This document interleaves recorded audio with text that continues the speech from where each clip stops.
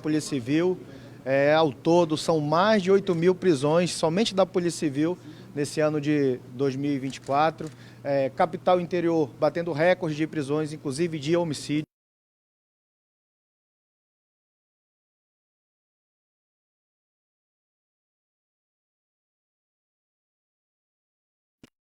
Desvendar esse crime hediondo, esse crime que foi cometido por motivo fútil, crime covarde, que assolou a comunidade lá de Iranduba, né? Os dois suspeitos que foram presos, eles estariam ali tendo uma dívida de trabalho com as vítimas e acabaram fazendo ali, se utilizando ali do contato, da intimidade que eles tinham com as vítimas para atrair para um sítio no Iranduba, onde o professor também covardemente, se valendo de ser professor de arte marcial, acabou matando essas duas pessoas que eram trabalhadores que estavam tão somente cobrando a dívida justa de trabalho.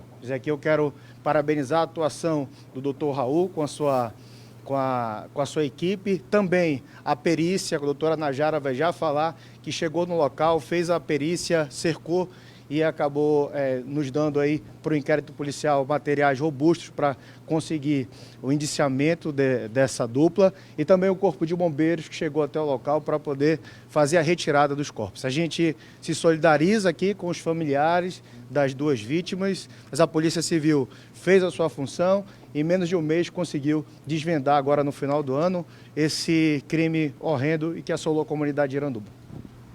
Vocês ouviram um pouquinho, agora vamos ouvir o delegado Paulo Vermelier, ele que vai falar um pouquinho, também um resumo sobre este caso. Bom, primeiramente, eu quero parabenizar toda a equipe do 31º DIP, na pessoa do Dr. Raul e a equipe de policiais civis, que trouxe uma resposta para esse crime tão horrendo que aconteceu no município de Iranduba, mais precisamente ali na entrada do Lago do Limão, na Manuel Urbano. Foi um crime onde envolvia um grupo de criminosos estelionatários, pessoas que estavam extorquindo pessoas, emitindo certificados, enganando, e no momento de desentendimento entre eles, houve essa morte. A morte o Dr. Raul vai explicar em detalhes, a perícia vai explicar em detalhes e o canil do bombeiro vai explicar como localizou a ossada humana que foi encontrada, até fragmentos de ossos, porque o corpo foi carbonizado no local. Eu quero citar que eu não posso deixar de citar o trabalho feito pela Delegacia do Iranduba, porque ano passado nós tivemos uma média de 37 homicídios e esse ano nós estamos em 13 homicídios apenas.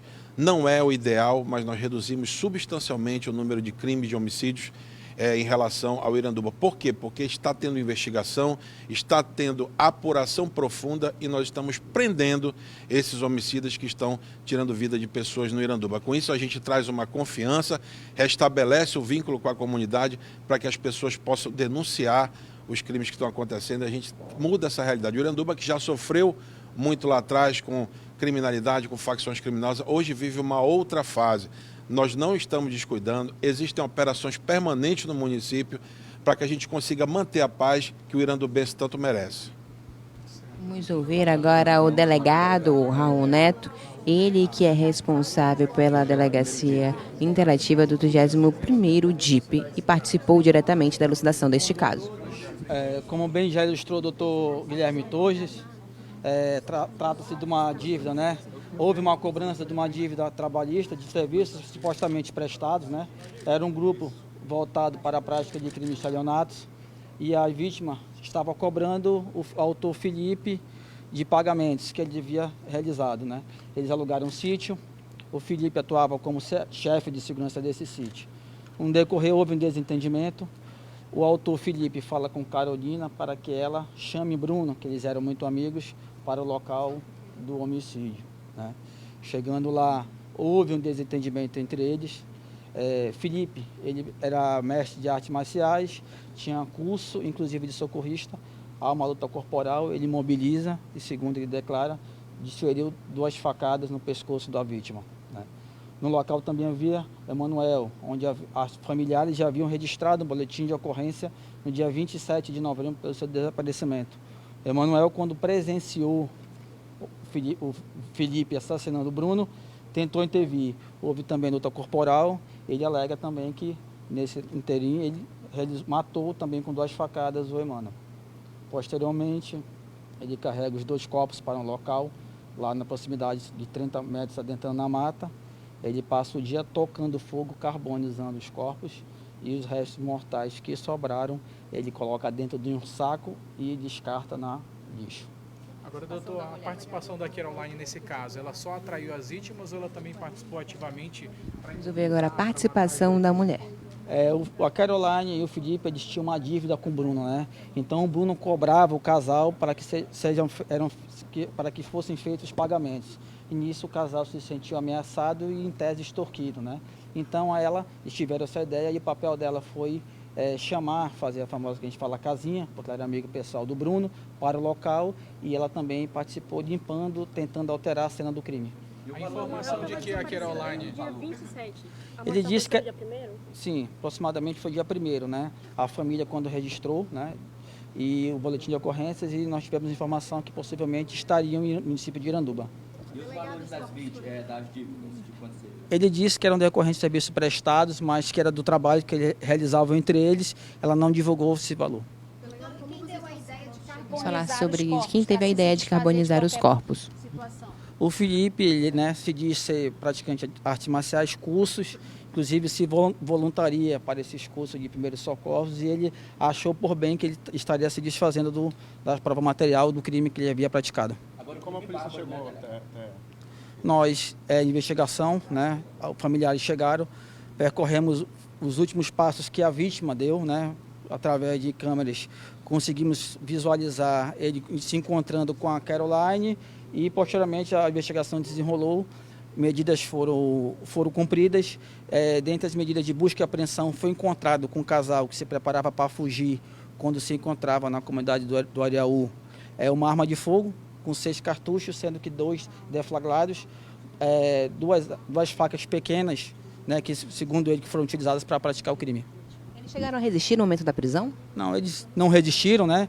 Inicialmente negaram a autoria, mas diante da vasta material probatório que nós tínhamos, eles foram confrontados e confessaram um depoimento contando detalhes, inclusive indicaram o local onde ele havia feito a queimação dos corpos. Vocês ouviram mais ou menos como aconteceu toda a situação. Agora vamos ouvir mais um pouco sobre como foi o Felipe. Ele age de modo que não vai deixar provas, né? Que eu falo para vocês, ele tem curso de socorrista, de primeiros socorros, então ele é bastante especialista nisso. Inclusive, segundo ele, já se candidatou até para ser voluntário nessas buscas de salvamento que tem em razão da sua habilidade. Esse sítio foi alugado somente? Agora vamos ouvir se de repente existia um crime de estelionato para esse sítio. O local onde os corpos foram encontrados seria em particular, É um sítio particular, o local particular que foi encontrado, né? Nós, tão logo tivemos informação no outro dia, através do Dr. Guilherme Torres e do Dr. Paulo Mavinier, acionamos a perícia, né, a perícia técnica, para que confirmasse se haveria ainda os objetos lá que foram encontrados, né, com a perícia e também o cão farejador do Corpo de Bombeiro. Gente, vocês ouviram um pouquinho de como aconteceu este caso? Porque, querendo ou não, existe aí uma motivação desse crime. A gente sabe que foram por dinheiros, né? Motivos de pagamento que estavam atrasados. Tanto o Bruno quanto o Emanuel teriam ali pedido para que recebessem os valores, mas acabou aí que Felipe decidiu de outra forma matar os dois. Bom dia, eu sou o Sargento Adriano Pantoja, trabalho no grupamento de busca, resgate e salvamento com cães do Corpo de Bombeiro. Temos também um cão na especialidade de busca por restos mortais. Na quinta-feira, o delegado Raul entrou em contato com o nosso comandante, solicitando apoio, e de pronto respondemos. Na sexta-feira, partimos em diligência com as demais equipes. Chegando ao local, nosso cão atuou para identificar e localizar o local exato que foi feito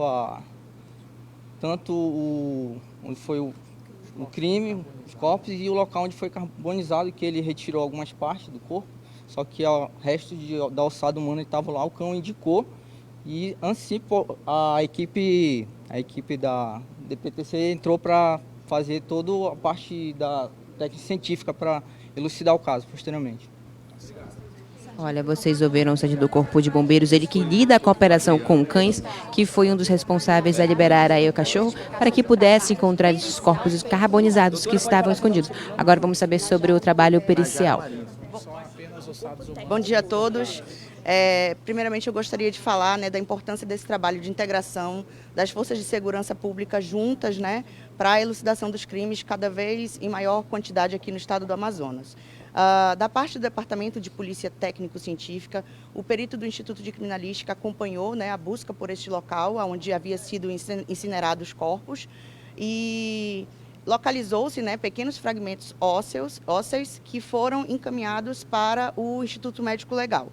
No Instituto Médico Legal, inicialmente, esses fragmentos são muito pequenos, muito frágeis, então transporte, manipulação tem que ser feito com muito cuidado. Então, esses ossos passaram por radiografia para preservação dos seus vestígios e também onde vai ser feito a identificação antropométrica e também odontolegal. Também foram coletados fragmentos que foram encaminhados para o nosso laboratório de genética forense, onde será feito o exame de DNA, comparando com o DNA dos familiares, para que a gente possa ter a identificação definitiva das vítimas. Eu ressalto que são fragmentos muito pequenos, porque foram submetidos a temperaturas muito altas, como foi falado aqui, né? O Felipe sabia o que estava fazendo e na tentativa, né, de encobrir o seu crime, né? Então ele usou técnicas aí bem específicas, mas a gente vai fazer o possível com todo o recurso que a gente tiver, tanto de pessoal como recurso técnico também, para que a gente possa chegar à identificação desses corpos. Vocês ouviram também o trabalho da perícia? A gente vai seguindo aqui, trazendo essa informação, porque querendo ou não, a gente sabe... Para você que nos acompanha no Instagram, uma matéria completa você acessa por lá com todos os detalhes sobre essa situação aqui, da questão da morte tanto do bombeiro quanto do vigilante. E aí, você ouviu um pouquinho sobre como aconteceu essa situação, vocês ouviram aí o desenrolar dessa história, porque querendo ou não, envolve diversas situações. A gente vai ouvir rapidinho um pouco da fala da mãe de Emanuel, ela que está ali totalmente devastada com toda essa situação.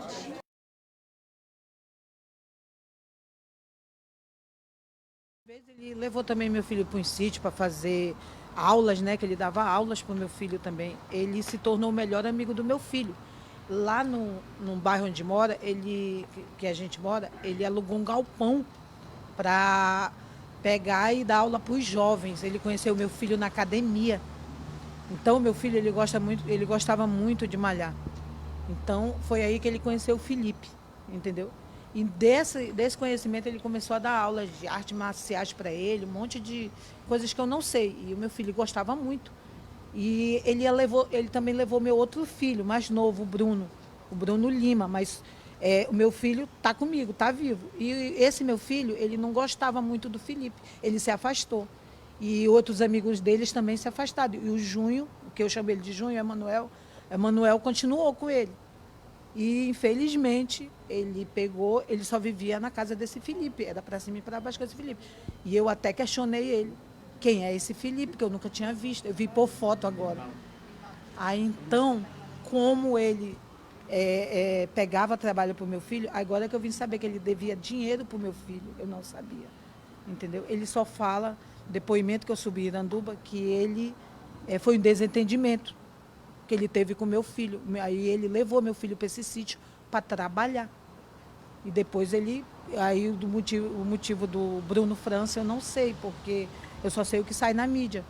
Que parece que ele tinha um relacionamento com a mulher dele, eu não sei, ele desconfiava. E ela que pegou ele aqui em Manaus, né, para levar para o Iranduba. Aí eu fiquei sabendo. Então, quando o meu filho parou de receber as mensagens, já no final do mês, dia 26, eu comecei a procurá-lo. Eu não sei se ele estava sem internet, eu não sei. Sei que a gente começou a passar mensagem para ele. Eu comecei a passar mensagem, meu filho, você está bem? Meu filho não respondeu mais nada. Então, a gente começou a procura do meu filho. Eu comecei a pedir ajuda, a imprensa entrou em contato comigo, se eu queria uma ajuda para eu colocar. Aí eu coloquei que o meu filho estava desaparecido, aí começamos a procurar. E dia 24, ele já tinha matado meu filho. Aí ele matou meu filho, ele fala que matou meu filho dia 1º, pelo desentendimento. Agora, meu filho nunca ia desconfiar que ele ia matar meu filho. Eu acho que meu filho nunca ia passar pela cabeça dele. Porque a namorada do meu filho falou para ele, sempre brigava com ele por causa desse Felipe, que ele só era Felipe para cima e para baixo, a namorada dele brigava com ele. E ele falou que para a namorada dele, que ela estava ficando doida, que o Felipe não queria machucar ele, que era amigo dele, entendeu? Então, eu também não, eu quero ouvir também o que ele falou no depoimento. Eu não conheço ele. Se tu botar ele na minha frente agora, eu não conheço ele. Eu conheço ele por foto, vi por foto. Esses 2 anos que ele tinha amizade com meu filho, quase 3 anos, não conheço ele. Então, eu peço encarecidamente justiça pelo meu filho, que ele... Vocês acabaram de ouvir um pouquinho da mãe de Emanuel, ela que ainda está muito emotiva, ainda devastada, inclusive a família pede por justiça. Felipe Oder e Caroline foram presos ainda na quinta-feira, no dia 26 de dezembro. O crime aconteceu no dia 1º de dezembro. E por conta dessa situação, depois de que a família foi em busca e fez um boletim, já na preocupação de estar aí preocupado com o sumiço de Emanuel, ele que sempre ia para sítios em Iranduba e acabava mandando mensagem, sempre informando, olha, estou bem, estou aqui, cheguei. Só que desta vez, tanto Emanuel, que era vigilante, e Bruno França, que era bombeiro, foram em Iranduba para cobrar dinheiros que já estavam atrasados. E aí deu no que deu, né? Infelizmente, Felipe primeiramente começou entrando em luta corporal com Bruno, matou primeiramente Bruno com 2 facadas. Emanuel, vendo aquela situação, tentou intervir, mas também foi morto com 2 facadas. E como foi propriamente dito pela perícia criminal, Felipe Oder sabia exatamente o que estava fazendo. Ou seja, ele já estava passando por aquela situação, já estudava ali coisas de primeiros socorros, também era lutador de Krav Maga. Então você já imagina que tudo ali foi preparado, tanto que os pequenos fragmentos de osso que ficaram desses 2 corpos que foram cremados, eles estão sendo estudados pela perícia com todo um cuidado, pois por conta da alta quantidade, da alta temperatura, ficou ainda pequenos fragmentos, que são através desses fragmentos que tanto ali a perícia vai poder dividir entre Bruno e Emanuel e entregar aí os restos mortais para os familiares que seguem devastados por conta dessa situação. Mais atualizações sobre esse caso a gente traz para você, porque Felipe e Caroline foram presos, devem responder aí pelos crimes. Afinal, ambos foram presos ainda na rodovia M070, estavam planejando fugir, ou seja, sabiam exatamente o que tinham feito, o que tinham realizado e estavam tentando fugir depois de matar 2 homens. Você já imaginou? Olha a barbaridade disso. E o portal CM7 seguiu acompanhando tudo e conversando também com os familiares. Nós mostramos para você que ele estava desaparecido. Inclusive, foi até a nossa repórter Meriane Jeffers que fez toda essa linha de investigação, saiu apurando. Por isso que a gente sempre pede, se você tem alguma informação, queira compartilhar conosco, queira fazer sua denúncia, manda uma mensagem pra gente. O número é o 992 37 7077. Vou repetir, 992 37 7077. Que a gente sempre dá um jeitinho de ajudar você a passar essa informação e buscar mais detalhes. A gente vai ficando por aqui, mas a qualquer momento a gente retorna com mais informação para você. As imagens são de Tássio Pierre, reportagem de Andresa Lira para o portal ITV CM7 Brasil, Manaus, e o Mundo Cabem Aqui.